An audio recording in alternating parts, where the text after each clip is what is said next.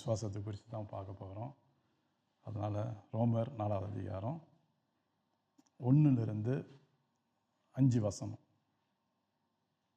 அப்படியானால் நம்முடைய தகப்பனாகிய ஆபிரகாம் மாம்சத்தின்படி எண்ணத்தை கண்டடைந்தான் என்று சொல்லுவோம்.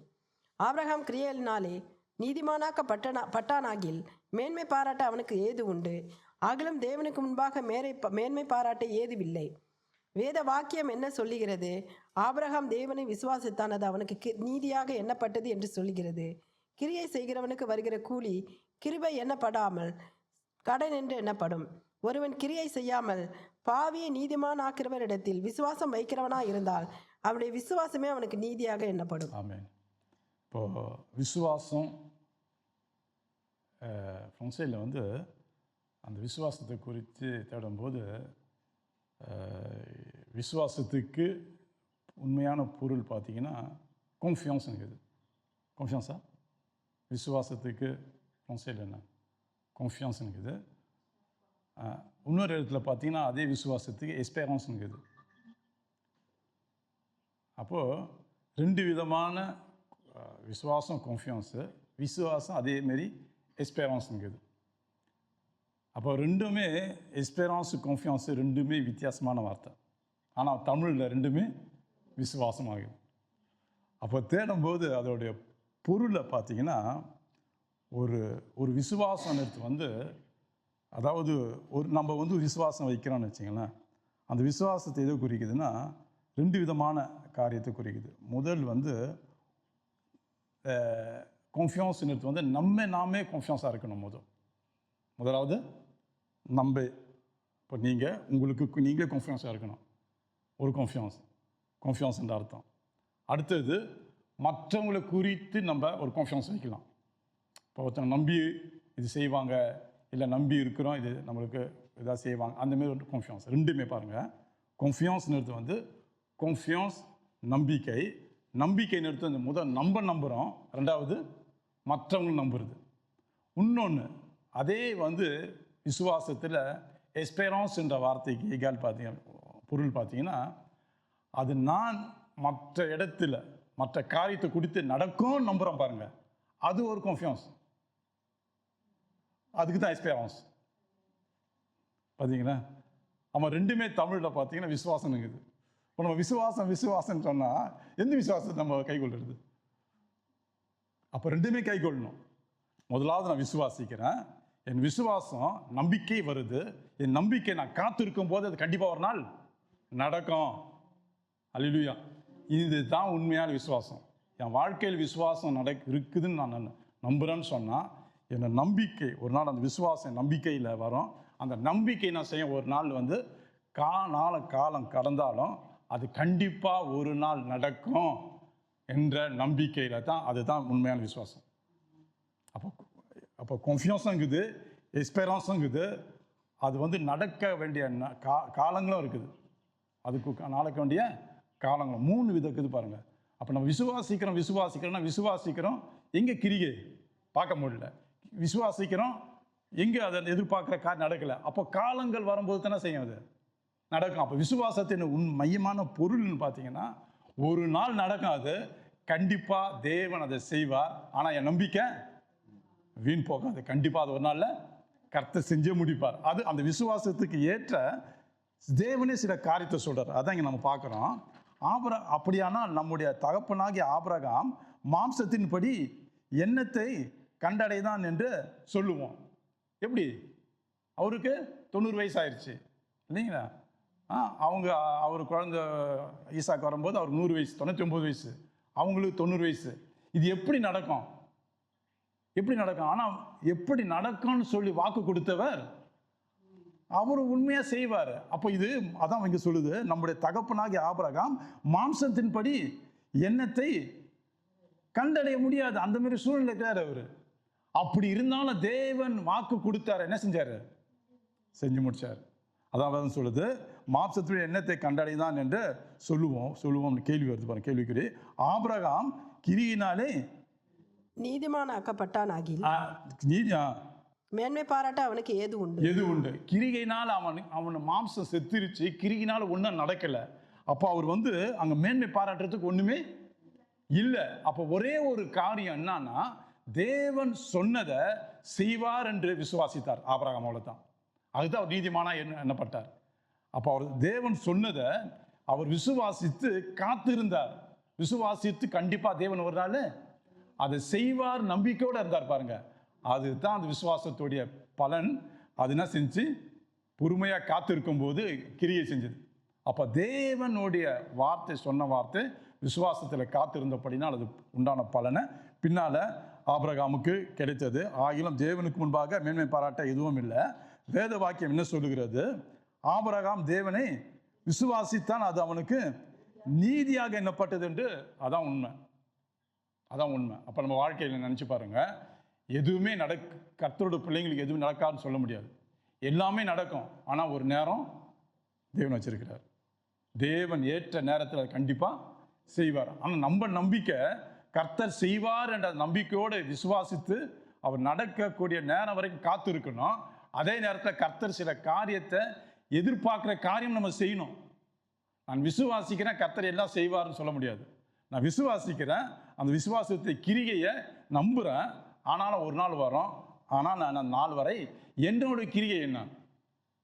விசுவாசிக்கிறோம் தேவன் மேலே, கர்த்தர் கண்டிப்பாக செய்வார்னு விசுவாசிக்கிறோம். ஆனால் தேவன் நம்மகிட்ட சில காரியம் எதிர்பார்க்குறாரு. நான் விசுவாசிக்கிறேன் நம்ம சொல்கிறோம், ஆனால் அது அந்த விசுவாசத்துக்கு ஏற்ற கிரிகையை தேவன் நம்மகிட்ட வேற ஒரு காரியம் எதிர்பார்க்குறாரு. அது நடக்கிற வரைக்கும் நம்மகிட்ட வேற ஒரு காரியம் எதிர்பார்க்குறாரு. அது ஆவிக்குரிய வளர்ச்சியாக இருக்கலாம், ஆவிக்குரிய வழியாக இருக்கலாம், இல்லை கர்த்தருக்கு பிரியமாக நடக்கிற காரியமாக இருக்கலாம், இல்லை நாமளே ஏதோ ஒரு காரியம் செய்வதற்கு கர்த்தருக்காக செய்யக்கூடிய காரியத்தில் உண்மையும் இருக்கலாம். ஏதோ ஒரு காரியம் கர்த்தர் ஒரு வகை தேடின்னு இருக்கிறார். அந்த தேடுதல் முடிவு வரும்போது தான் கர்த்தர் என்ன செய்கிறாரு? அந்த முடிவோட விசுவாசத்தை, நம்பிக்கையை நிறைவேற்றார். அது வரை நம்ம என்ன செய்யணுமா? காத்திருக்கணும். அதாவது ரோமர் 4வது அதிகாரத்திலே பாருங்க, 19வது வசனம் சொல்லிட்டு பாருங்க. 4:19 படிச்சுட்டு, அவர் விசுவாசத்திலே பலவீனமாய் இருக்கவில்லை.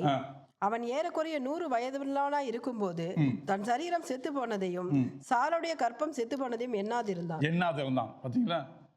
ஆண்டவர் சொன்னார், கண்டிப்பா உனக்கு ஒரு பிள்ளை கொடுப்பேன். ஆனாலும் வாக்கு கொடுத்தாரு. இப்போ நடக்கக்கூடிய காரியம் நடக்கல. ஆனாலும் அவர் ஆபிரகாம் என்ன செய்றாரு? கற்பம் செத்து போயிருந்தாலும் செத்து போனது எண்ணாதிருந்தான். தேவனுடைய வாக்கு தத்தத்தை குறித்து அவன் அவிசுவாசமாய் சந்தேகப்படாமல் தேவன் வாக்கு தத்தம் பண்ணியதை நிறைவேற்ற வல்லவராய் இருக்கிறார் என்று முழு நிச்சயமாய் நம்பி தேவனை மகிமைப்படுத்தி விசுவாசத்தின் வல்லவனானார். பார்த்தீங்களா என்ன செஞ்சுக்கிறாரு? முழு நிச்சயமாய். அப்ப விசுவாசத்துடைய முழு அந்த பொருள் என்னன்னு பார்த்தீங்கன்னா, முழு நிச்சயம் என்ன வருது? முழு நம்பிக்கை இல்ல, முழு நிச்சயம் சொல்ல முடியும். நம்பிக்கை. நான் விசுவாசிக்கிறேன், ஆனா அதோட முழு நம்பிக்கையோடு இருக்கிறேன். அதான் இங்க பாருங்க, முழு நிச்சயமாய் நம்பி தேவனை மகிமைப்படுத்தி கொண்டிருந்தாராம். அப்ப அவர் சும்மா இல்லை, என்ன செஞ்சாரு? தேவனை தேடி இருந்தாரு, தேவன்ட்டு ஆராதனை பண்ணியிருந்தாரு. தேவன் அவருக்கு அந்த உறவு அவர் செஞ்சு முடிக்கிற வரைக்கும் அவர் என்ன செஞ்சாரு? தேவனை மகிமை தேடி இருந்தார். பாருங்க, நீங்க வாக்கு கொடுத்துட்டீங்கப்பா, கண்டிப்பா நீங்க சொன்னதை செய்வீங்க, எனக்கு தெரியும், அதெல்லாம் நான் எதுவுமே செய்ய மாட்டேன், மீதியெல்லாம் காலங்கள் வரும்போது செய்வேன், அப்படி சொல்லல.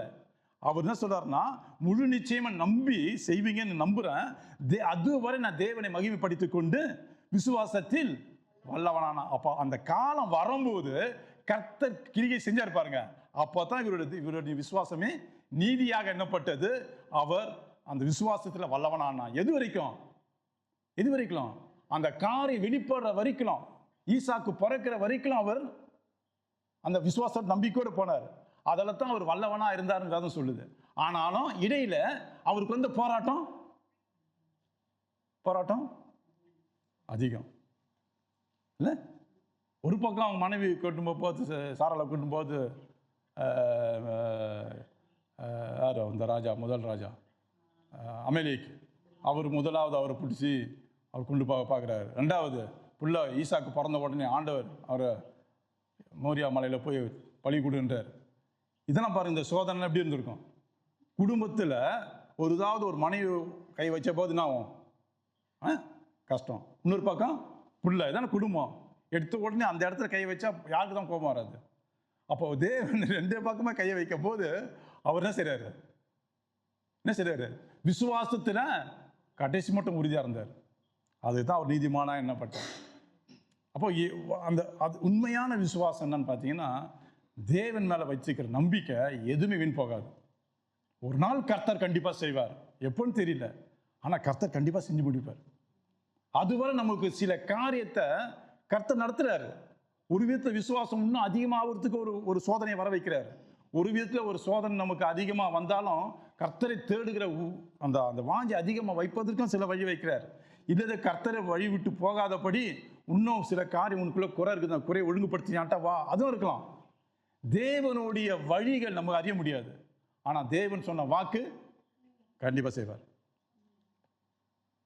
அந்த விசுவாசத்தின் வழியாக தான் கான்ஃபியன்ஸ், எஸ்பெரன்ஸ், அந்த ஃப்ரான்ஸில் ஒன்று அந்த கிரியை நம்ம செய்ய வேண்டிய காரியம், அதை காத்திருக்கணும்.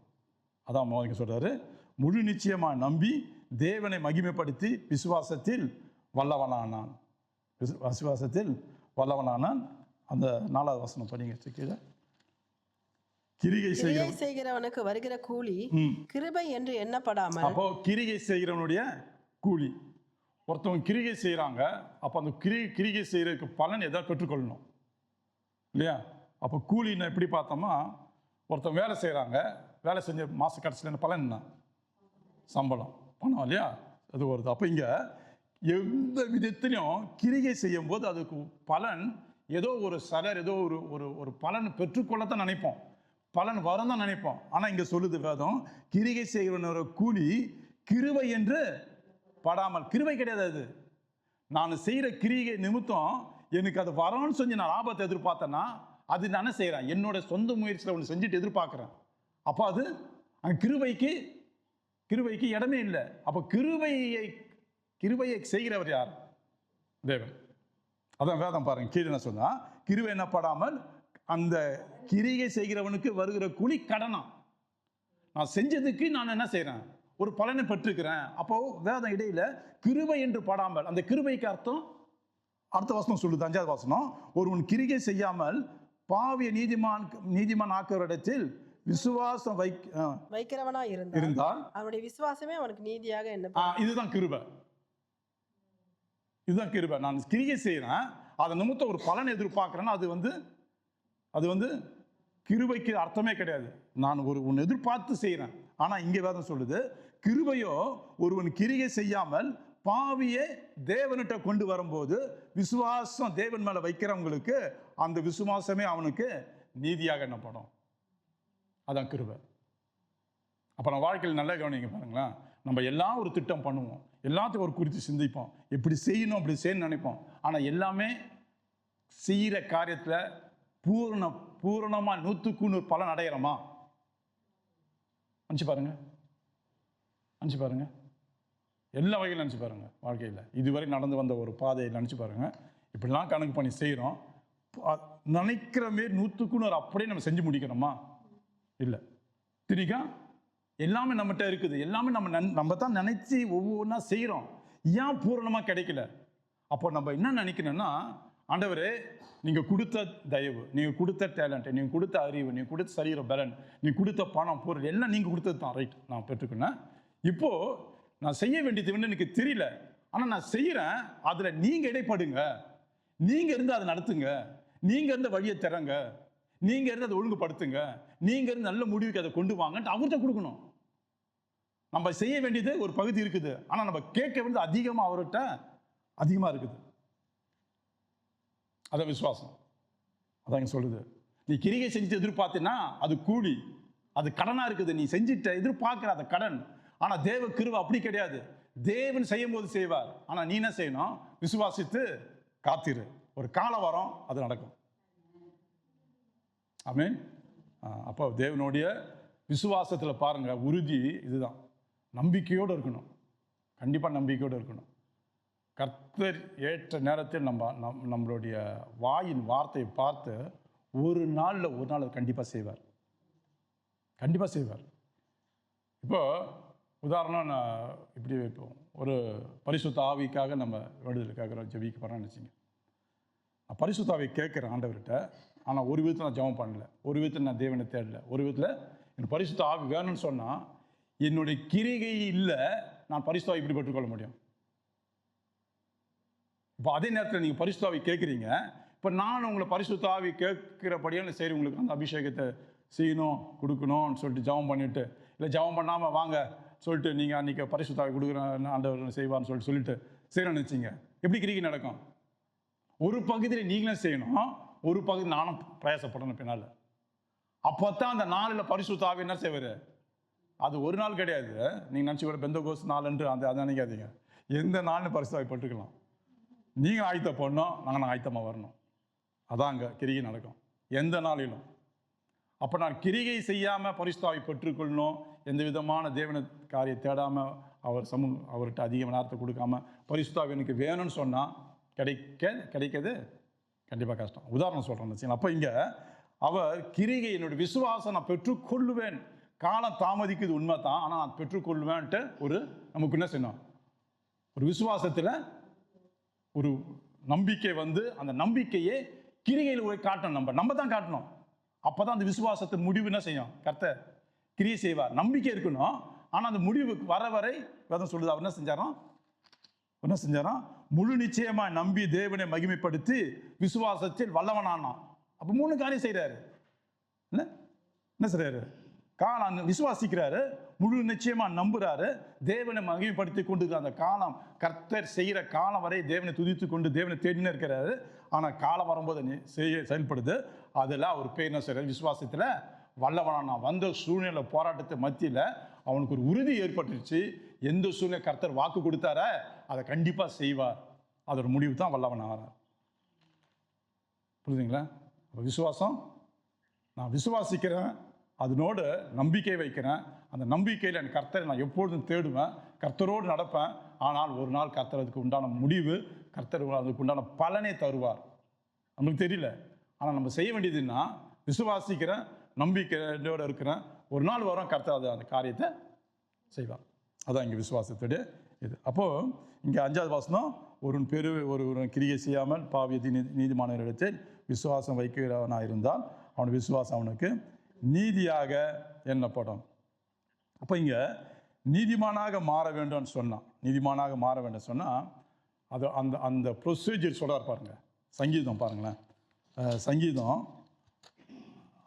689 689 689 சங்கீதம் 33 பாருங்க. சங்கீதம் 33 20-21 வாசனம் படிங்க சிஸ்டர். நம்முடைய ஆத்துமா கர்த்தருக்கு காத்திருக்கிறது. நம்முடைய ஆத்மா கர்த்தருக்கு காத்திருக்கிறது, அவரே நமக்கு துணையும் நமக்கு கேடகமுமானவர். முதல்ல பாருங்க, விசுவாசம் என்ன செய்து பாருங்க. விசுவாசிக்கிறேன், ஆனா கிரியை பார்க்கல. தேவன் செய்வார்னு நான் விசுவாசிக்கிறேன், ஆனா நான் எதிர்பார்ப்பு இன்னும் நான் என் கை கூடல, என் கைக்கு நேரம் என் கண்ணுக்கு நேரம் அதை பார்க்கல, நான் பெற்றுக்கொள்ள ஒன்றும். ஆனா நான் ஒன்று என்ன செய்யறேன், என்னுடைய ஆத்துமா கர்த்தருக்கு காத்து இருக்குது, அவர் செய்வார், நான் உறுதியா விசுவாசிக்கிறேன், நம்பிக்கையோடு இருக்கிறேன். ஆனா ஆத்துமா செய்யுது, அவர் செய்கிற வரைக்கும் காத்திருக்கிறது, அவரை நமக்கு துணையும். அந்த விசுவாசத்தினுடைய காத்திருக்குது. உண்மையா தேவனை தேடும்போது கடைசி மூட்டை நம்மளுக்கு என்ன செய்தான், அந்த விசுவாசத்தை நான் வழிவிழுது போகாதபடி அவர் என்ன செய்யறார், நமக்கு துணையும் நமக்கு கேடகமா இருக்காரு. ஆபத்து வராது இருக்காது, பலவீனம் வராம இருக்காது, நம்மளுக்கு பின்னால பேசுற காரியம் நல்லா இல்லாம இருக்காது, எல்லாமே வரத்தான் செய்யும். அதை கண்டு நம்ம பலவீனப்பட்டு போகாத.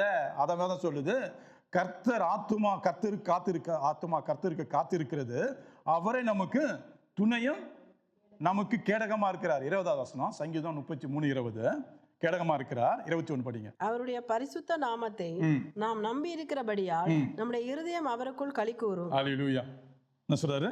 அவருடைய பரிசுத்த நாமத்தை நாம் நம்பி இருக்கிறபடியால், முதலாவது காத்து இருக்கிறோம், 2வது நம்பி இருக்கிறபடினால் நம்முடைய இருதயம் அவருக்குள்ள களி கூறுதான்.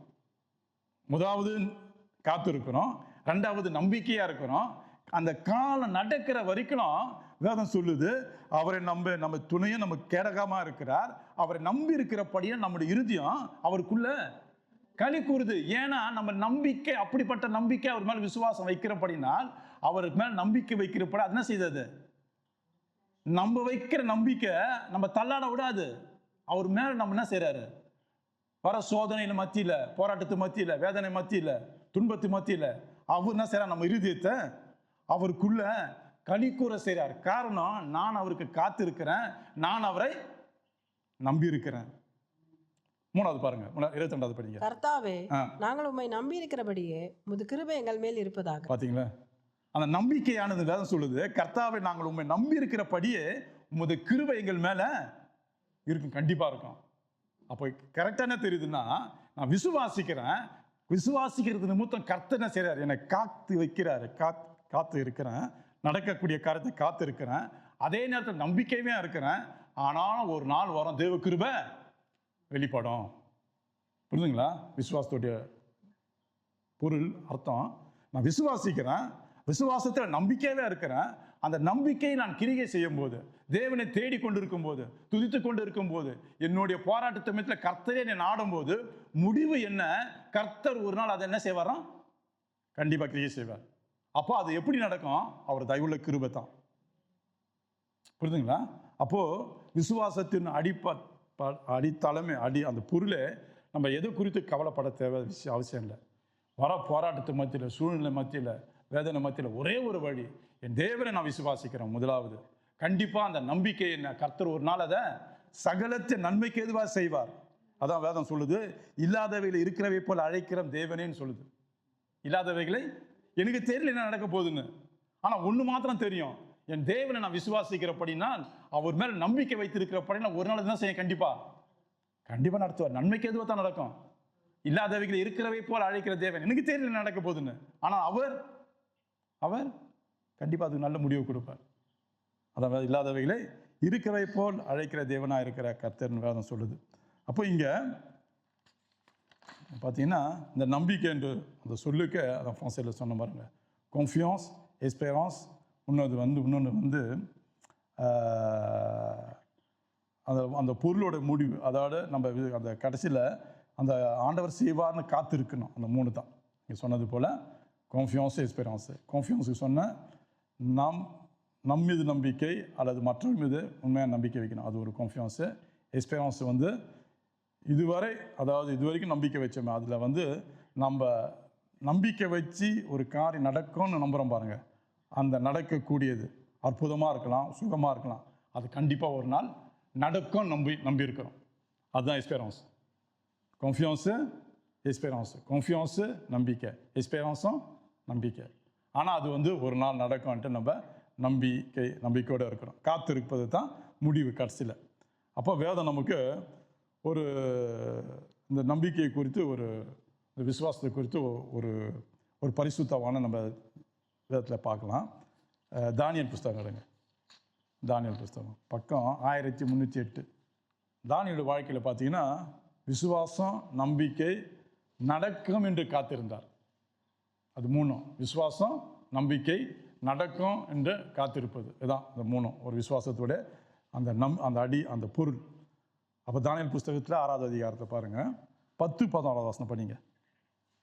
தானியேலோ வென்றால் அந்த பத்திரத்துக்கு கையெழுத்து வைக்கப்பட்டது என்று அறிந்த போதிலும் தன் வீட்டுக்குள்ளே போய் தன் மேல் அறையிலே எருசலேமுக்கு நேராக பலகணிகள் திறந்திருக்க அங்கே தான் முன் செய்து வந்தபடியே தினம் 3 வேளையும் தன் தேவனுக்கு முன்பாக முழங்கார் படியிட்டு ஜெபம் பண்ணி ஸ்தோத்திரம் செலுத்தினான். வந்த சூழ்நிலை பாருங்க, தானியேல் இங்க எப்படி இருக்கிறார்னா 3வது வசனம் படிங்க சிஸ்டர். 6:3. இப்படி இருக்கையில் தானியேல் பிரதானிகளுக்கும் தேசாதிபதிகளுக்கும் மேற்பட்டவனாய் இருந்தார். அப்ப என்ன அர்த்தம்? தானியேல் பிரதானிகளுக்கும் தேசாதிபதிகளுக்கும் பிரதான தலைவன் மாதிரி இருந்துக்கிறார். அந்த இருக்கிற குரூப்லயே அவரு தலைவர் மாதிரி இருந்துக்கார். படிங்க தொடர்ந்து. தானியேலுக்குள் விசேஷித்த ஆவி இருந்தமையால் அவனை ராஜ்ய முழுமைக்கும் அதிகாரியாக ஏற்படுத்த ராஜா நினைத்தான். விசேஷித்த ஆவி, பரிசுத்த ஆவி அவருக்குள்ள இருக்கிறபடினால், தேவ ஆவியானவர் நடத்துகிறபடினால், அவர் வந்து ஞானத்தோடு தேவ ஆவி நடத்துகிறபடினா அவருக்கு வந்து விசேஷித்த ஆவி தேவன் நடத்துறாரு. அதனால அவருக்கு ராஜா என்ன சொல்றாருன்னா, அவர் வந்து ராஜ்யம் முழுவதும் அதிகாரி, எல்லா இடத்துலையும் தலைவராக பொறுப்பை கொடுக்கலாம்னு நினைக்கிறார். இதை வந்து அவங்க பிரதானிகளுக்கும் சேதாதிபதிகளும் தெரிஞ்சிருச்சு. இப்போ இவங்க என்ன செய்யறாங்க? பொறாமை கொண்டு தானியேல் மேல பொறாமை கொண்டு வருது. இவங்க வந்து செய்யாதபடி தானியேலை அந்த இடத்த விட்டு தள்ளணும்ட்டு வழி தேடுறாங்க. ஆனால் தானியேலுக்கு ஞானமா ஆவியானவர் இருக்கிறபடினால் தானியேல்கிட்ட எந்த வித குறையும் பார்க்க முடியல, தேட முடியல. ஆனால் தானியேல்கிட்ட என்ன குறைய பார்க்குறாங்கன்னா, இவன் வந்து 3 வேளை ஜெபம் பண்ணுறானே, ஜெபம் பண்ணுறது நிமித்தம் தான் அங்கே தானியேல் வந்து ஞானமாக நடந்துக்கிறாரு. ஜெபம் பண்ணுற நிமித்தம் தான் தானியேலுக்கு நல்ல உயர்வு கிடைக்குது. ஆனால் இங்கே வேதம் சொல்லுது, இப்படி இருக்கிறானே இவனை என்ன செய்யணும், இது வழியாக அவனை வந்து ராஜா கிட்ட போய் இதே மாரி செய்யலான்னு சொல்லிட்டு ஏதோ ஒரு காரியத்தை சொல்லணும்னு சொல்லிட்டு வகை தேடுறாங்க. ஆனால் வகை தேடுறவங்க அந்த தானியலுக்கு கீழே இருக்கிறவங்க எல்லாருமே செய்யல. ஒரு சின்ன கூட்டம் தானியலுக்கு பிடிக்காத கூட்டம் செய்து பாருங்க. 6வது வசனம் படிங்க. பின்பு அந்த பிரதானிகளும் தேசாதிபதிகளும் கூட்டம் கூடி ராஜாவினிடத்தில் போய் அவனை நோக்கி, தரியு ராஜாவே, நீர் என்றும் வாழ்க. எவனாகிலும் 30 நாள் வரையில் ராஜாவாகிய உம்மை தவிர எந்த தேவனையாலும் மனுஷனையாலும் நோக்கி யாதொரு காரியத்தை குறித்து விண்ணப்பம் பண்ணினால் அவன் சிங்கங்களின் கெவியிலே போடப்பட ராஜா கட்டளையை பிறப்பித்து உறுதியான தாக்கீது செய்ய வேண்டும் என்று ராஜ்யத்தினுடைய எல்லா பிரதானிகளும் தேசாதிபதிகளும் பிரபுக்களும் மந்திரிமார்களும் தலைவர்களும் ஆலோசனை பண்ணி கொண்டிருக்கிறார்கள். தப்பு. யார் ஆலோசனை பண்ணி கொண்டிருக்காங்க? இவனுங்க தான். அந்த மேலே பின்பு அந்த பிரதானிகளும் சேதாதிபதி இவன் தான் கூட்டம் கூடானுங்க. கொஞ்சம் ஜனம் கூட்டம் கூடி மற்ற பிரதானிகிட்ட போய் சொல்லல, இவங்களே கூட்டக்கூடி யாருக்கு, தானியேலுக்கு விரோதமாக எழுதினாங்க பாருங்க. இந்த ஜனமே கூட்டம் கூடி என்ன செலுதுனா போய் ராஜா கிட்ட, இவர் தானியேல் வந்து ஜபம் பண்ணக்கூடாதுன்னு சொல்லிட்டு ஒரு காரியத்தை தேவையில்லாத போய் சொல்றாங்க. ஆனால் கீழே சொல்லுகிறபடினா பிரபுக்களும் மந்திரிமார்களும் தலைவர்களும் ஆலோசனை பண்ணி கொண்டு இருந்தார்கள். பண்ணல, இவனுங்க வஞ்சகத்தமா போய் ராஜா கிட்ட சொல்றாங்க. மற்ற பிரபுகளும் தலைவர்களும் இப்படி ஆலோசனை பண்ணி இருக்கிறாங்க. காரணம் என்னன்னா, யாரை வந்து 30 நாள் எந்த விதமான தெய்வனும் மனுஷனும் தேடக்கூடாது, உன்னை மாத்தம் வணங்கணும்னு சொல்லிட்டு இவனுங்க பொறாமையில போய் சொல்றானுங்க. பாத்தீங்களா? அவனுதான் சொல்றானுங்க. ஆனா கீழே இருக்கிற மற்ற யாரும் சொல்லல. ஆனா ராஜா அதை உடனே கேட்டு அந்த சட்டத்தை என்ன செய்யறாரு, அமலுக்கு கொண்டு வராரு. காரணம், ராஜாவுக்கு ஒரு மனசுல ஒரு பெருமை இருக்குது. அவரை எல்லாம் வந்து கீழ்ப்படிஞ்சு வணங்கணும், அவர் காலில் விழணும், அந்த பெருமை இருக்குது அவருக்கு. அவன் ஒரு ஆள் சொன்ன உடனே கரெக்டாக தான் இருக்குது இந்த வார்த்தை, இவன் சொன்ன மாரி செய்வோன்ட்டு தரியு ராஜா வந்து நினைக்கிறாரு. நினைச்சது நிமித்தம் அந்த சட்டத்தை கொண்டு வராரு. ஆனால் தானியேல், நீங்கள் என்ன வேணா சட்டம் போடுங்க, நான் என் தேவனை தேடுன்னு வந்தான். ஆமாம், நீங்கள் சட்டம் போட்டாலும் நான் தேடுவேன். நீங்கள் சட்டம் போட்டுட்டு இருந்தாலும் என்ன செய்ய போறீங்க, வேற எதுனா வழியா என்னை தேடி தள்ள பார்ப்பீங்க. அதனால என் தேவனை நான் தேடுறான்ட்டு அவர் என்ன செய்யற, 3 வேளை ஜெபம் பண்றாரு. இந்த 3 வேளை ஜெபம் பண்ணதை பார்த்துட்டு அவனுங்க போய் சொல்றானுங்க, ராஜாவே இவன் சட்டத்தை கீழ்ப்படியில, இவன் என்ன செய்யறான், இவங்களுக்கு நீங்க சொன்னது போல கீழ்ப்படி உங்க எதிர்த்து நிற்கிறான். ஆனால் ராஜாவுக்கு தானியேல் மேல ஒரு நல்ல எண்ணம். ஏன்னா தேவனுடைய மனுஷனாக்குறான், தேவ ஆவியை பெற்றிருக்கிறான், உண்மையாக இருக்கிறான். இவனை வந்து எந்த விதத்திலும் அவன் பழி வாங்கக்கூடாது, எந்த விதத்திலும் இவனுக்கு சொல்கிற மாதிரி செய்யக்கூடாதுன்னு ராஜா என்ன சரி வேதம் சொல்லுது. இரவு முழுவதும் தூங்காமல் அதை யோசனை பண்ணியிருந்தாராம். யோசனை பண்ணி என்ன செய்யலாம், தானியேல் எப்படி விடுவிக்கலாம், சட்டத்தை போட்டாச்சு, சீலு குத்தியாச்சு, இப்போ ஒன்றும் செய்ய முடியாத. மற்ற ராஜா வந்து கேட்பானுங்களே, மற்ற ராஜா வரவே இல்லை. ஆனால் அவருக்குள்ள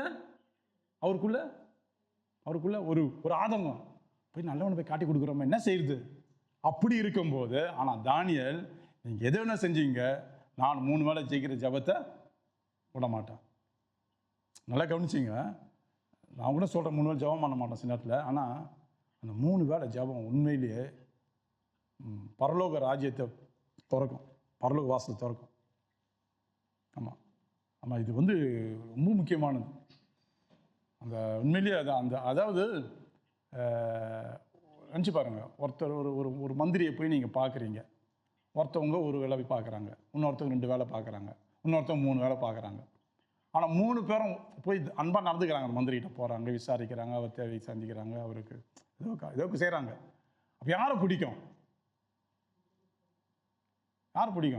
3 இல்லை லொஜிக்கை பார்த்தா 3 முறை, ஒரு நாளைக்கு 3 முறை போய் எப்படியா இருக்கிறீங்க, நல்லா இருக்கிறீங்களா, சாப்பிட்டீங்களா, எதனா வேணுமா, அவங்க விசாரிக்கிற. கண்டிப்பாக ராஜா மந்திரி என்ன செய்வார் இல்லை, அங்கே 3 முறை வந்து என்ன விசாரிக்கிறாங்க. ஆனால் அவங்களாம் 1 முறை தான் வராங்க. இதே தான் பரலோகம். நீங்கள் ஒவ்வொரு முறையும் ஜெபம் பண்ணும்போது உண்மைதான் நமக்கு தெரியாதுன்னு வச்சுன்னா, இது வழி தெரியாது, உடனே அதுக்கு பதில் இல்லை. ஆனால் ஜெபம் பண்ண வாசல் கண்டிப்பாக திறக்கப்படும். ஆமாம், அதனால 2 காரியம் நடக்கும். உங்களுக்குள்ள அபிஷேகம் நல்லா வல்லமையாக கிரியை செய்யும். நீங்கள் ஒரு வார்த்தை அப்படி ஆண்டவர் 2 துதி துச்ச உடனே அவர்கிட்ட பயங்கர நரம்புவீங்க. நல்லா தெரியும் அது. காரணம், நீங்கள் 3 முறை அங்கே தேடுறீங்க. 3 முறை உங்கள் வாயின் வார்த்தை அங்கே போய் நிற்குது. 3 முறை தேவ பிரசனத்தை உணர்றீங்க. அப்போ அதனால உங்கள் வாவியில் பலனாக இருப்பீங்க. அது ஒன்று. 2வது, நீங்கள் எடுக்கப்படுகிற விண்ணப்பம் ஜெபம் போயின்னு இருக்குது. கர்த்தர் ஒரு நாள் அதுக்கு தேவையான பதில் கண்டிப்பாக ஏற்ற நேரம் வரும்போது கொடுப்பார். அது ஒரு நேரம் வச்சிருப்பார். அது இடையில நம்ம இதெல்லாம் சரி பண்ணணுமோ, இதெல்லாம் நம்ம வாழ்க்கையில் சரி செய்யணுமோ, இதெல்லாம் நம்ம ஒழுங்காக இருக்கணுமோ, அதெல்லாம் ஒழுங்குபடுத்தி தான் வருவார். தானியேல் பாருங்க, ஜெபம் எடுக்கும் போது என்ன சொல்கிறான் தேவதூதர் வந்து, காபிரியேல் தூதர் வந்து தான் சொல்கிறாரு, ஜெபிக்கும் போது ஜெபம் கேட்கப்பட்டுருச்சு. வந்தேன், அங்கே வந்து இன்னும் என்ன ராஜாவும் இன்னும் ராஜா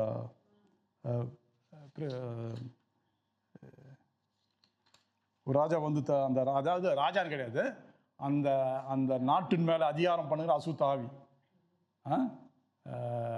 அந்த அந்த வல்லமை வந்து என்னை தடுத்துது. அப்போதால நான் உடனே வர முடியல. நான் போய் இன்னொரு தூதனை கூப்பிட்டேன். அவர் வந்து நாங்கள் 2 பேரும் அதை அவன்கிட்ட சண்டை போட்டு தான் உடனே வந்தோம். ஆனால் நீ ஜெபம் நீங்கள் விண்ணப்பம் எடுக்கும் போதே அங்கே வந்துருச்சு. பாருங்கள் எப்படி சொல்கிறாருன்னு, விண்ணப்பம் எடுக்கும் போதே அங்கே வந்துருச்சு. அப்போ என்ன அர்த்தம்? தானியேல் ஜெபிச்சுதான் இருக்கிறாரு. அந்த அது விண்ணப்பம் போயினே இருக்குது. எதுக்கோசரம் ஜெபிச்சார் தானியேல்? அவருக்கோசரமா? இல்லை, பின்னால் வேதம் சொல்லுது. அப்போது இங்கே அந்த தானியேல் 6வது அதிகாரத்தில் அவர் தினமும் 3 வேளை ஜெபிச்சார். ஆனாலும் அந்த ராஜா தரியு ராஜாவுக்கு வந்து மனசு கேட்கல. பின்னால் வந்து இந்த சட்டத்தை கொடுத்தபடினால் அவருக்கு என்ன செய்கிறாங்க, கொண்டு போய் இவர் ஜெபிக்கிறாருன்னு சொல்லிட்டு சிங்க கோகையில் போடுறாங்க இல்லைங்களா? 20-21 படிங்க. அதில் ராஜா எபியின் கிட்ட வந்தபோது துயர சத்தமாய் தானியேலை கூப்பிட்டு, தானியேலே, ஜீவனுள்ள தேவனுடைய தாசனே, நீ இடைவிடாமல் ஆராதிக்கிற உன் தேவன் உன்னை சிங்கங்களுக்கு தப்புவிக்க வல்லவராய் இருந்தாரா என்று தானியேலை கேட்டான். விசுவாசம் பார்த்தீங்களா? இவர் ஜெபிக்கிற ஜெபம் அவர் உள்ளத்தை மாத்துது. அவர் நினைக்கிறாரு உண்மையான தேவன அந்த ஆவியினால் நடத்தப்படும் போது அவன் தானியேல்கிட்ட வெளிப்படுற காரியத்தை பார்க்குறாரு. பார்த்துட்டு தேவன் இல்லாட்டினா, தேவ ஆவி இல்லாட்டினா இப்படிப்பட்ட காரியம் வெளிப்படுத்த முடியாது. அதனால தேவன் எப்படிப்பட்டவர்னு அவர் அந்த ராஜா, யார் அந்த ராஜா? புறஜாதி. அவர் தேவன் அறியாதவர். அவரு தெரிஞ்சுக்கிறாரு. உங்க தேவன் வந்து காப்பாற்றலையான்னு கேட்கிறாரு. அதுக்கு பாருங்க, அப்பொழுது தானியேல், ராஜாவே, நீர் என்றும் வாழ்க. சிங்கங்கள் என்னை சேதப்படுத்தாதபடிக்கு தேவன் தம்முடைய தூதனை அனுப்பி அவர்களின் வாயை கட்டி போட்டார். அதேனென்றால் அவருக்கு முன்பாக நான் குற்றமற்றவனாய் காணப்பட்டேன். ராஜாவாகிய உமக்கு முன்பாகவும் நான் நீதிகேடு செய்ததில்லை என்றார். அப்போ கரெக்டா அவர் வாயிலிருந்து வார்த்தை பாருங்க என்ன சொல்றாருன்னா, அது என்னவென்றால் அவருக்கு முன்பாக நான் குற்றமற்றவாய் காணப்பட்டேன். இதுதான் தானியேலுடைய விஷயம். தானி எடுக்கப்படுகிற ஜபம் விண்ணப்பம் அங்கே போகுதுன்னா அவர் சொல்ற, என் ஆண்டவரே, உன் கண்களுக்கு முன்பாக நான் எப்படி இருக்கிறேன்? குற்றமற்றவனா இருக்கிறேன். முதலாவது தேவனுக்கு பிரியமானது அது. அப்போ அப்படிப்பட்ட வாயின் வார்த்தை ஜபம் போகும்போது என்ன செய்யுது? உடனே பதில் வருது. ஆனால் தடை வருது. ஆனால் பதில் உடனே தேவன் கொடுக்கிறார். குற்றமற்றவனா காணப்பட்டேன், ராஜாவாகி உமக்கு முன்பாகவும் நான் நீதிக்கேடு தவறான காரியம் ஒன்றும் செய்யல ஆண்டவரே. உங்ககிட்ட வேலை செய்கிறேன்னு தவறான காரியம் நான் ஒன்றையும் செய்யல, உங்களோட பார்வைக்கு நீதிக்கேடு ஒன்றும் செய்யலையான்னு சொல்றாரு. இந்த விசுவாசம் தான் நீங்கள் நம்ப மாட்டீங்க. இந்த விசுவாசம் கடைசியில் இந்த யூத ஜனங்க இந்த தரியு ராஜா இருக்கும்போது அங்கே சிறைப்பிடித்து போன, எங்கள் எருசலேம் சிறைப்பட்டு போன அந்த ஆண்டில் இவங்க வந்து பல வருஷம் 70 வருஷம் இருந்தாங்க. திரும்பவும் இவர் ஜபம் பண்ணி இந்த 3 நாள் ஜபத்து நிமித்தம் கர்த்தர் இவரை காப்பாற்றினார், தானியேலை காப்பாற்றினார் சொன்னது நிமித்தம், 2வது இந்த கெபியில வந்து பார்க்கும்போது நான் உயிரோடு இருக்கிறேன்னு சொன்ன அந்த விசுவாசம் இந்த தரியு ராஜா பின்னால சொல்றாரு, யூத ஜனங்க எப்போதும் நீங்க 3 வேளை ஜபம் பண்ணுங்க, இது தடை இருக்காதுன்னு சொல்றாரு பின்னால. அது வேதத்தில் இல்லை, நான் ஒரு குறிப்பில் தேடி பார்த்தேன், அதுக்கு பதில் வருது. அதுக்கு தான் இவர் நெகேமியால பார்க்கலாம். அவங்க காலைப்பு கூட ஒருத்தர் இருப்பாருங்களே, பேர் நான் காலைப்பு 2 பேர் இருப்பாங்களே, செருபாபேல் காலத்தில் இவங்க திரும்பவும் எடுக்கப்பட்ட ஜபத்து நிமித்தம் கேட்கப்பட்டு இந்த ராஜாவை என்ன செய்வார், திரும்பி நீங்கள் எருசலேமுக்கு போங்கன்னுவாங்க. அங்கே போன உடனே ஜனங்க என்ன செய்ய 70 வருஷம் சென்று போய் அங்கே ஆலயத்தை கட்டுவாங்க. நெகேமியால இருக்குது பாருங்க, ஒரு ஜபத்தோட வல்லமை பாருங்க. ஒரு ஜெபிக்கிற 3 வேளை ஜபம் பண்ற அவனுக்கு சிங்க வாயை கட்டுட்டார் கர்த்தர். இதே ஜனங்க அடிமைப்பட்டு இருக்கிறாங்க. தானியேலுக்கு பிறகு இந்த இடத்துல அதே ஜனங்களை இதே ராஜனா செய்றார், நீங்க திரும்பி நாட்டுக்கு போங்க. காரணம் என்ன? அந்த ஜபம் இவங்க தானியேல் ஜெபித்த பிறகு வேதத்தில் சொல்லுது, திரும்ப அந்த மூன்று ஒரு நாளைக்கு 3 இதை ஜெபிக்கணும்னு சொல்லிட்டு சங்கீதத்தில் தாவீது சொல்றாரு இல்லையா, அதன் பிறகு வந்தது தான் அதெல்லாம். அது அப்போ இது ஜெபத்தோடைய வல்லமை பாருங்க. விசுவாசத்தோடு கேட்கும்போது கர்த்தர் செய்வார் கண்டிப்பா. ஒரு நாள் இருக்குது, ஆனால் நம்மளுக்கு தெரியல. நம்ம சோர்ந்து போகாதபடி ஒரே ஒரு விசுவாச நம்பிக்கை தான். கர்த்தர் செய்வார்னு சொல்லிட்டார், கண்டிப்பா செஞ்சுவார். ஆனால் நம்ம எப்படி இருக்கணும்? நான் என்ன சொல்றாரு, அவருக்கு முன்பாக நான் குற்றமற்றவனா இருந்தேன். இதான் முக்கியம், குற்றமற்றவனா இருந்தேன். நம்ம குற்றம் செஞ்சிருவோம் தான், உண்மைதான். ஆனால் தேவ சமூகத்தை போய் தேடும் போது கர்த்தர் என்ன செய்வார்? கண்டிப்பா மன்னிப்பார். முதலாவது. ரெண்டாவது, மன்னிப்பார் மாத்திரம் இல்லை, நம்ம நாளுக்கு நாள் ஒழுங்குபடுத்துவார். அவரை தேடும் போது ஒழுங்குபடுத்துவார். நம்ம தேடாம விட்டா தான் நம்ம மனசுல மாம்சத்தின் கிரிகை, மாம்ச சிந்தனை ஏதோ செஞ்சிருவோம். ஆனால் அவரை தேட தேட ஏதோ ஒரு வகையில் தேவன் நம்மளை ஒழுங்குபடுத்தினா இருப்பார், நமக்கு தெரியாது. ஆனால் அது மாற்றங்கள் கண்டிப்பாக உணர முடியும். ஒரு மாதம் 2 மாதம் அதை கண்டிப்பாக நம்ம உணர முடியும். அவர் சொல்றார் பாருங்க, நான் ஜெபிக்கிறது நிமித்தம் உங்களுக்கு முன்பாக குற்றமற்றவனாக இருந்தேன். இதோட அடிப்படை பார்த்தீங்கன்னா, தானியேல் சிறு வயசுல ஒரு 17 வயசுலேயே நியாயப்பிரமாணத்துக்கு கீழ்ப்படுகிறார். தேவனுக்கு வாய்ப்பு இல்லை, தேவ வார்த்தைக்கு கீழ்ப்படுகிறார். என்ன அர்த்தம்? வசனம் சொல்லுது, இப்படியா நீ செய்யாத, இதெல்லாம் சாப்பிடாத, இல்லை சொல்லுதா இல்லையா? எதில் சொல்லுது? லேவியராகமத்தை போட்டுருக்கோம், உபாகத்தை எழுதியிருக்கோம். இப்போ இதை படித்த தாவீது என்ன தானியேல் என்ன சொல்கிறாருன்னா, அங்கே அவரை பிடிச்சுன்னு கொண்டு சிறைப்பட்டு போன உடனே சொல்கிறாரு, இப்படிப்பட்ட சாப்பாடுலாம் எனக்கு வேணாம், ராஜா சாப்பாடு தான் நான் சாப்பிட்றேன் எனக்கு. ஆனால் என்னுடைய வேதம், என்னுடைய தேவ வார்த்தை எப்படி சொல்லுது, இதெல்லாம் சாப்பிடாத, அதெல்லாம் நான் எனக்கு வேணாம். அதில் எழுதியிருக்கிற சாப்பாடை கொடுங்க, இனிமையான சாப்பாடு தான், அதை கொடுங்க. இல்லை பாருங்க, அந்த வார்த்தையை கீழ்ப்படிஞ்சது தான் இன்னைக்கு இந்த மாரி காரியம் பின்னால் வருது. எவ்வளோ நாளாக இருக்கும், எவ்வளோ உபத்திரப்பட்டிருப்பாரு. கடைசி நேரத்துக்குள்ள சிங்க கோயிலில் போகிறாங்க. அவரை கர்த்தருக்குள்ள பலனா 3 நாள் ஜெபிக்கிறாரு, சிங்க கோயிலில் போய் போடுறாங்க. எப்படி இருக்கும்? விசுவாசத்தை மாத்திராதீங்க, ஒரு நாள் நடக்கும், ஒரு நாள் நடக்கும். கான்ஃபியன்ஸ், எஸ்பெரன்ஸ், அது கடைசியில் ஒரு நாள் வரும். அந்த நாளில் கர்த்தர் கிரியை செய்வார். புரியுதுங்களா?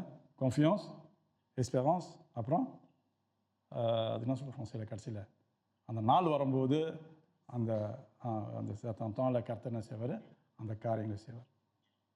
அப்போ நம்ம வழியில் பார்த்தா விசுவாசம், நம்பிக்கை, அந்த காலம் வரும்போது காத்திருப்பது, அப்போ தான் கர்த்தருடைய கிரியை பார்க்க முடியும். அப்போ இங்கே தானியோட வாழ்க்கையில் இவர் ஜெபத்து நிமித்தம் அங்கே மாற்றங்கள் உருவாகுது. இது ஜெபத்து நிமித்தம் அவர் காக்கப்பட்ட சிங்க கோகையிலேருந்து இவர் ஜெபத்தது நிமித்தம் அந்த அதிபு ராஜா சொல்கிறாரு, இனி யூதர்கள் நீங்கள் அடிமைப்பட்டு இருக்கிறீங்க, உண்மை தான். எங்கள் இடத்துல நீங்கள் 3 வேளை ஜெபம் பண்ணுங்க, தடை இல்லைன்னு சொல்கிறார். ஒரு ஜெபம். அதுக்கு பிறகு இவங்க சிறுபாவல் காலத்தை திரும்பவும் எருசலேமுக்கு போகிறாங்க. ஜெபத்தின் வல்லமை பாருங்க. விசுவாசத்தை நான் விசுவாசிக்கிற தேவனை கண்டிப்பாக செய்வார் உண்மை தான். அப்போ நம்ம என்ன செய்யணும்? நான் ஆண்டவர்கிட்ட சொன்னேன் அந்த காரியத்தை திரும்ப ஆண்டவரை நீங்கள் சொன்னீங்க செய்யுங்க, நீங்கள் சொன்னீங்க செய்யுங்க. ஆபிரகாம் தான் செஞ்சார். ஆபிரகாம் போது சின்ன 75 வயசுல கர்த்தர் சந்திக்கும் போது அவர் என்ன செய்றாரு? மற்ற இடத்துக்கு போறாரு. போயிட்டு அங்கே போய் ஒரு பலிபீடத்தை உருவாக்கி வச்சுட்டு உருவாக்கிட்டு அங்கே பலி கொடுக்குற வழியே இல்லை. ஆனால் தேவன் சொன்னார் வாக்கு, அதை திரும்ப அந்த பலிபீடத்தை நினைப்படுத்துறாரு. ஆண்டவரே நீங்கள் சொன்னீங்களே, செய்வன்னு சொன்னீங்களே, என்னை அழைச்சிங்களே, என்ன சொன்னீங்களே, திரும்ப எங்கே போறாரோ ஒரு பலிபீடத்தை, எங்கே மற்ற நாட்டுக்கு போனால் ஒரு பலிபீடத்தை உருவாக்குறாரு. போய் அவர் கூடாரத்தை போட்டுட்டு அது எதிர்க்கு ஒரு பலிபீடத்தை உருவாக்கி அங்கே தேவனை தொழுது கொள்கிறார். எதுக்கு தொழுது கொள்கிறார்? பலி கொடுக்குற காரியம் இல்லை, எப்படி பலி கொடுக்கணும் கூட இருக்காது அந்த நேரத்தில். ஆபிரகாம் காலத்தில் எப்படி என்ன செஞ்சிருப்பாரு நினச்சி பாருங்க. நீங்கள் சொன்னீங்களா ஆண்டவரே, சொன்னீங்க தான் நான் செய்வேன்னு, இல்லை நீங்கள் சொன்னீங்க நான் கீழ்ப்படிங்க. அதே தான் திரும்ப. அப்போ வாழ்க்கையில் திரும்ப நம்ம தேவைக்கு கூட தேவன்கிட்ட சொல்லி இருக்கணும், கர்த்தர்கிட்ட சொல்லி இருக்கணும். விசுவாசத்தோடு நம்பிக்கையோட சொல்லும் போது கர்த்தர் ஒரு நாள் என்ன செய்வார்? கிரியை வெளிப்படுத்துவார். ஆமென். ஆமாம். அப்போ நம்முடைய விசுவாசம் நம்பிக்கை கூட காத்திருக்கிறது முக்கியமானது. அதான் ரோமர் 4வது அதிகாரத்தில் ரோமர் 4:20-21 சொல்றாரு, தேவன் வாக்கு தத்தம் பண்ணியதை நிறைவேற எல்லாவற்றிலும் அவர் முழு நிச்சயமாக நம்பி தேவனை மகிமைப்படுத்தி விசுவாசத்தில் வல்லவனா இருந்தான். 22-21 படிச்சுடுங்க. ஆகையால் அது அவனுக்கு நீதியாக எண்ணப்பட்டது என்பது அவனுக்காக மாத்திரமல்ல, நமக்காகவும் எழுதப்பட்டது. ஆபிரகாமுக்கு மாத்திரம் அந்த நம்பிக்கை, ஆபிரகாமுக்கு மாத்திரம் அந்த விசுவாசம், நமக்கும் தான். ஆபிரகாம் எப்படி விசுவாசத்தோட தேவன்ட்டு சொன்னாரோ, அதை எதிர்பார்த்து கொண்டு இருந்தாரோ, முடியாத இருக்கும்போது கர்த்தர் அதை செஞ்சாரோ, அதே விசுவாசம் நமக்கும் சொல்லப்படுது. அது அவனுக்கு நீதியாக எண்ணப்பட்டது என்பது அவனுக்காக மாத்திரமல்ல, நமக்காகவும் அது இருக்குது இல்லையா? இப்போ நமக்காக அப்போ விசுவாசம் அதான் 3 விசுவாசம், நம்பிக்கையில் காத்திருந்து அதை நம்ம பெற்றுக்கொள்ளணும். அப்போ ஆபிரகாமில் முடியல, ஆனாலும் ஆபிரகாம் முடிவில் என்ன செஞ்சார்? காத்திருந்தார், விசுவாசித்தார், விசுவாசத்தை நம்பிக்கையாக இருந்தார். ஆனால் பின்னால் காத்திருக்கும் போது கர்த்தர் கிரியை செஞ்சார். அப்போ நம்மளுடைய விசுவாசம் என்ன? நம்ம விசுவாசம் ரட்சிக்கப்பட்டோம். நம்ம தேவன் நமக்கு ஒரு ஆபிரகாமுக்கு உண்டான விசுவாசம் இருந்துச்சு. நமக்கு ஒரு தேவன் கொடுத்த விசுவாசம் ஒன்று இருக்குது தானே இல்லையா? கர்த்தர் மேலே விசுவாசம் வைக்கிறோம், நம்ம தேவைகளுக்காக நம்ம தேவனை தேடுறோம், ஜெபிக்கிறோம், கர்த்தர் கண்டிப்பாக செய்வார். ஆனால் இன்னொன்று இருக்குது விசுவாசம். என்னான்னு பார்த்தீங்கன்னா, அந்த கடைசியாக எபேசியர் பாருங்களேன். எபேசியரில் 1 அதிகாரத்தில் 3வது வசனம், 3-4 வசனம் படிச்சுட்டு. நம்முடைய கர்த்தராக இயேசு கிறிஸ்துவின் பிதாவாகிய தேவனுக்கு ஸ்தோத்திரம். அவர் கிறிஸ்துவுக்குள் உன்னதங்களில் ஆவிக்குரிய சகல ஆசீர்வாதத்தினாலும் நம்மை ஆசீர்வதித்திருக்கிறார். படிங்க. தமக்கு முன்பாக நாம் அன்பில் பரிசுத்தம் உள்ளவர்களும் குற்றமில்லாதவர்களுமாய் இருப்பதற்கு அவர் உலக தோற்றத்திற்கு முன்னே கிறிஸ்துவுக்குள் நம்மை தெரிந்து கொண்டபடியே. போதும். என்ன சொல்றாரு பாருங்க. என்ன சொல்றாருன்னா, எல்லாத்தையும் தேவன் உருவாக்கி தமக்கு முன்பாக நம்ம அன்பில் பரிசுத்தமும் குற்றமில்லாதவர்கள் இருப்பதற்கு அவர் உலகம் தோற்றதற்கு முன்னவே கிறிஸ்துவுக்குள் நம்மை தெரிந்து கொண்டார். இப்போ இதை குறித்து சில உபதேசம் வருது வெளியில். அதாவது என்ன சொல்கிறாங்கன்னா, கர்த்தர் பூமியில் தெரிஞ்சுக்கினார், அவ்வளோதான். தெரிஞ்சுக்க மாட்டோம் ரசிக்கப்பட்டாங்க, அப்போ தெரிஞ்சுக்க மாட்டோம் ரசிக்கப்பட்டாங்கன்னா, அந்த தெரிந்து கொள்ளப்பட்டாங்க எப்படியோ சபைக்கு வந்துடலாம் தானே. அது யாரை போய் சொல்லணும்னு அவசியம் கிடையாது. புரியுதுங்களா? அங்கே அதான் சொல்ல வர்றார். ஏன்னா இப்போ பிரெஞ்சு சபையில் இதை பற்றி ஒரு குழப்பம் வருது. என்ன வருதுன்னா, தெரிந்து கொள்ளப்பட்டுட்டாங்க, அப்போ தெரிந்து கொள்ளப்பட்டதான் கர்த்தர் அழைச்சிருக்கிறாரு அப்படின்னா ஏன் ஒருவர் சுவிசேஷம் எல்லாருக்கும் அறிவிக்கணும் அவசியம் கிடையாது. அப்போ தேவன் எல்லாமே உலகம் முன்பே நம்ம தெரிஞ்சுக்கொண்டார். உலகம் உண்டாக்கிட்ட பிறகு அதில் நமக்கு என்ன தேவைன்னு அதையும் செஞ்சார். மனுஷனை உருவாக்குனாரு, ஆதாம் பாவம் செஞ்சான், சரி அதுலேருந்து மாறுது. ஆனால் தேவன் உலகத்துக்கு முன்பே தெரிந்து கொண்ட நோக்கம் நமக்கு தேவனுடைய பிள்ளையாய் வரணும்ன்ட்டு. இங்கே தோற்றத்துக்கு முன்னே கிறிஸ்துவுக்கு நம்ம தெரிந்து கொண்டாருன்னு இருக்குது. அப்போ அந்த ரட்சிப்பு யாராவது ஒருவங்க சொல்லணும். எந்த ஆத்துமா அந்த வார்த்தை ரட்சிப்பின் அந்த சுவிசேஷத்தை கேட்குதோ அதுதான் ரட்சிக்கப்படுது இல்லை? அதான் ரட்சிக்கப்படுது. அப்போ அது ரட்சிக்கப்படும் போது தான் கர்த்தர்ட்ட வருது. அது ரட்சிக்கப்படும் போது தான் தேவன் என்ன செய்யற முன்குறித்த ஆத்மாவே சபையில் கொண்டு வந்து சேர்க்கிறார், கிறிஸ்து வீட்டத்தை கொண்டு வரார். தேவன் தான் செய்கிறார், பிதா தான் செய்கிறார். கிறிஸ்து சபையாகிய சரீரமாக, கிறிஸ்து சரீரமாக சபை. அப்போ தேவன் முன்குறித்ததை முன்னுமே தோற்றத்துக்கு முன்னே கிறிஸ்துவுக்கு நம்ம தெரிந்து கொண்டாருன்னா, அப்போ முதலாவது சுவிசேஷம் அறிவிக்கும் போது அது என்ன செய்யணும்? நம்ம கேட்டு விசுவாசிக்கிறோம். பாருங்க, இந்த விசுவாசம் என்ன செய்யணும்? உறுதியா இருக்குன்னா கடைசி வரைக்கலாம். புரியுதுங்களா? ஆபிரகாம் விசுவாசம் உறுதியா இருந்துச்சு, பல போராட்டம் வந்துச்சு, கிரியை அவர் நம்பிக்கையா இருந்தார், முடிவில் அதை பார்த்தாரு, அதுக்குண்டான கர்த்தர் சொன்னது போல் ஈசாக்கை கொடுத்தாரு. அது ஒரு விதமான ஆசீர்வாதம். ஆனால் இங்கே நம்ம ரசிக்கப்பட்ட நமக்கு என்ன? தேவன் முன்குறித்த கிறிஸ்துவுக்குள் முன்குறித்த நோக்கம் என்ன? முன்குறித்த நோக்கம் என்ன? அப்படி படிங்க. அடுத்தது 5வது வசனம். பிரியமானவருக்குள், அது எபேசியர் 1:5. அதை எபேசியர் தொடர்ந்து படிங்க. 5வது வசனம். பிரியமானவருக்குள் தாம் நமக்கு தந்திருந்த தம்முடைய கிருபையின் மகிமைக்கு புகழ்ச்சியாக தம்முடைய தயவுள்ள சித்தத்தின்படியே நம்ம இயேசு கிறிஸ்து மூலமாய் தமக்கு சுவிகார புத்திரராகும்படி முன்குறித்திருக்கிறார். முதல் வசனம் சொல்லுது, நம்மை அவர் உலக தோற்றத்துக்கு முன்பே கிறிஸ்துவுக்குள் நம்மை தெரிந்து கொண்டபடியே. 6வது வசனம் சொல்லுது, தம்முடைய தயவுள்ள சித்தத்தின்படி நம்ம இயேசு கிறிஸ்து மூலியமாய் தமக்கு சுவிகார புத்திரர் ஆக்கும்படிக்கு முன்குறித்திருக்கிறார். புரியுதுங்களா? அப்போ தேவன் தான் செய்கிறாரு. எல்லாமே கிறிஸ்துக்குள்ளே தான் வைக்கிறாரு. முதல் வாசனமே சொல்லுது பாருங்க, நம்முடைய கர்த்தராக இயேசு கிறிஸ்து பிதாவாகிய தேவனுக்கு ஸ்தோத்திரம், அவர் கிறிஸ்துக்கு உன்னதங்களில் ஆவிக்குரிய சகல ஆசீர்வாதத்தை நம்மை கிறிஸ்துக்குள்ளே தான் ஆசீர்வச்சிருக்கிறாரு.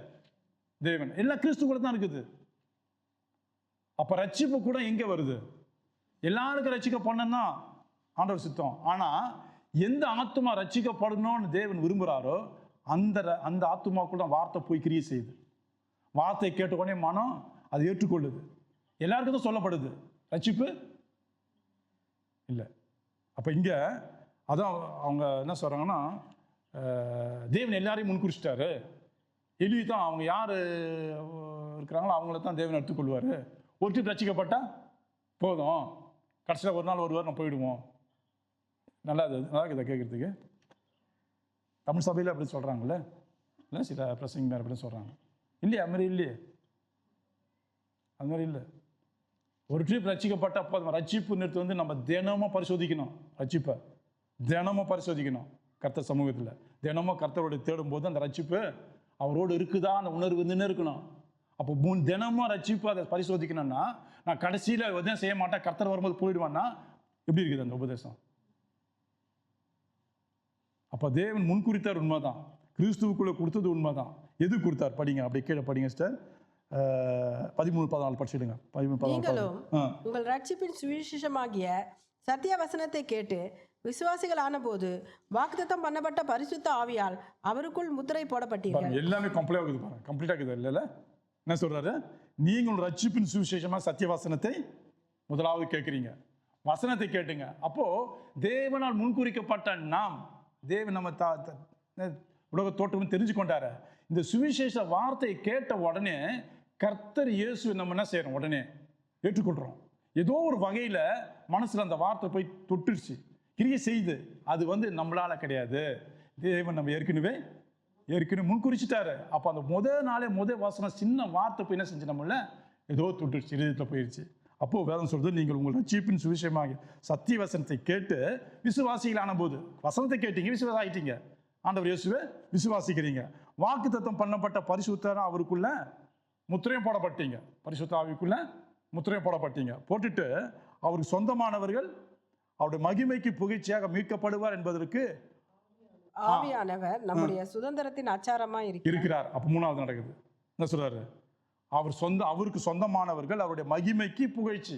யாருக்கு? இப்போ கடைசி காலத்துல ஒரு நாள் மகிமையில புகழ்ச்சியா அவரோட கிறிஸ்து ஆண்டவரோட இருப்பதற்கு, சேர்வதற்கு, மீட்கப்படுவார்கள் என்பதற்கு ஆவியான நம்முடைய சுதந்திரத்தின சாட்சியா இருக்கிறாரு. அப்ப ஆவியானவர் வேணும். பிதா இருக்கிறாரு, ஆண்டவர் இயேசு இருக்கிறார், அவருக்குள்ள கொடுக்கப்பட்டது. ஆவியானவரும் நம்மளுக்குள்ள கிரியை செய்கிறார், பூமியிலேயே நம்மளுக்குள்ள கிரியை செய்கிறாரு. ஆனாலும் சுதந்திரத்தை சாட்சியா ஆச்சாரமாய் ஆவியானவர் கொடுக்கப்பட்டிருக்கிறார். அப்போ கடைசி காலத்தில் ஆவியானவர் நான் மீட்கப்படணும்னா பரிசுத்த ஆவி நமக்கு தேவை.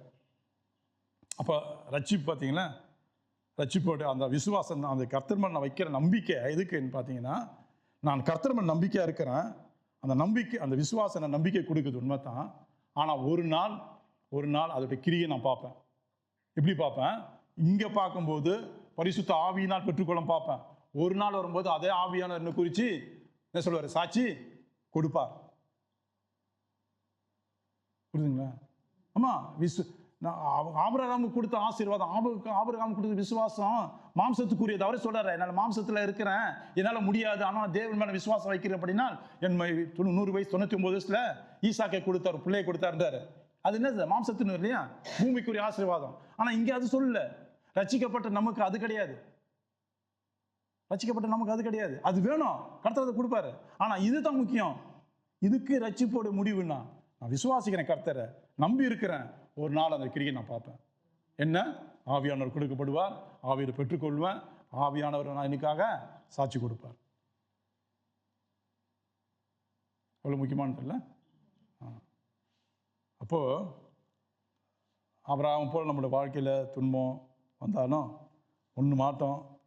ஆபிரகாம், தானியேல் இவங்க 2 பேரும் பார்த்தோம். 2 பேரும் சோதனையில் போகவும் இல்லை, சோதனையில் போனாங்க தான். கடைசி நேரத்தில் கூட சோதனையில் தான் போனாங்க. ஆனாலும் கர்த்தரை சார்ந்து இருக்கிறபடினால் கர்த்தனை செஞ்சிட அவங்களுக்கு அந்தந்த இடத்துல சோதனை இடத்துல வரும்போதெல்லாம் அவங்களுக்கு தகுந்த உதவி, தகுந்த பலன் கர்த்தர் அந்தந்த இடத்துல அவங்களுக்கு தேவையானதை ஒரு குறையில்லாதபடி செஞ்சுன்னு போனார். அது காரணம்னா அவங்க விசுவாசம் மாறலை, விசுவாசம் தடுமாற்றம் போல, விசுவாசம் கடைசி மட்டும் என்ன செஞ்சு, கர்த்தர் கிரியை செய்வா, நான் காத்திருக்கிறேன், அவ்வளோதான். நான் தேவனை விசுவாசிக்கிறேன், கண்டிப்பாக அந்த கிரியை நான் செய்கிறேன், நான் பார்க்குறேன், ஒரு நாள் முடிவை நான் காண்பேன். அதுதான். எப்போ செய்வார், எந்த நேரத்தில் முடிவு நான் நிச்சயம் பார்ப்பேன் தெரியல. ஆனால் அதுவரை நம்ம என்ன செய்யணும், கர்த்தர் தேடினு இருக்கணும், துதிச்சுன்னு இருக்கணும், அவர் சமூகத்தில் நம்ம இருந்துருக்கணும்.